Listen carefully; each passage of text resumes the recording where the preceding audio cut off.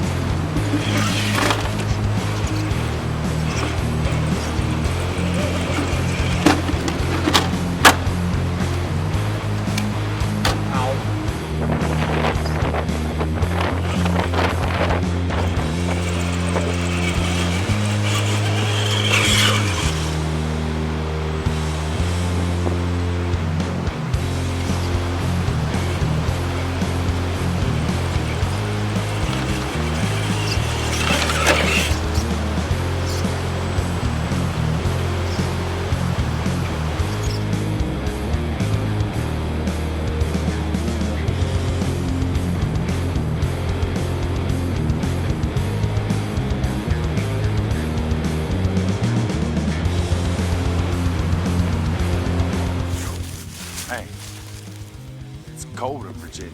Anyway, just got back from Crawler Island, like I said earlier. Got this box here